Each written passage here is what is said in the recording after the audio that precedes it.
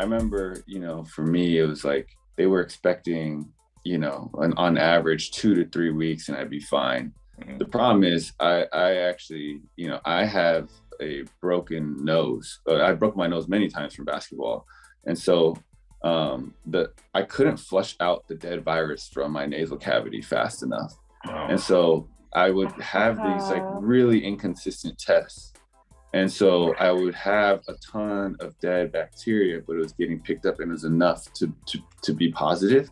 So what was actually pretty crazy is I actually, there's a protocol for how you test out and you have to get negative on back-to-back tests. And so I did that. And I had the hospital COVID test, and then I had the CDC COVID test, and I was fine. And I went back to restart my 21-day hotel quarantine. And then on the 7th day, I retested positive, even though, for me, I was vaccinated. And so there was a lot of,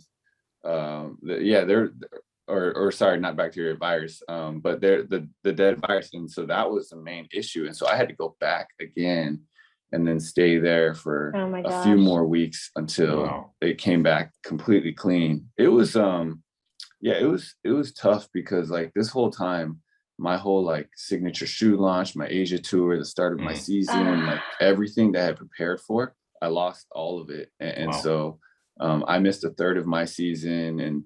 And because I was vaccinated, I actually was asymptomatic for, of those 77 days, I was asymptomatic for the last like 60 something.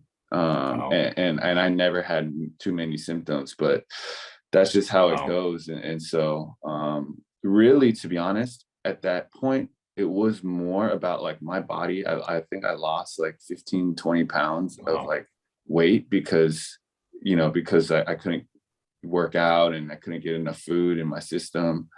And then also just my mind, like, and that's where I'll be like very transparent, is like being in this tiny little hospital room and there's no windows that directly see outside. And by the end, it was like, I didn't even want to be awake. And so I started to like have this like suicidal ideation of like, man, like, and my goal every day was to try to wake up as late as possible and to try to be as awake for as little as possible. There are days where like, I wouldn't even want to get out of bed. I would just be laying there and breakfast would be put there. The nurse would walk in, put breakfast, and then nurse would walk in, put lunch. And I wouldn't even touch the food or turn on the lights and they're like, are you okay? Are you still sleeping? And it's just like, I have no motivation. I can't stare at these four walls anymore. Like, talking to myself all day. And so that was when I really hit a low point. And I was like, yeah, I'm going to go to therapy. And I started therapy. And in the past I've worked with sports psychologists and other things like that. And so,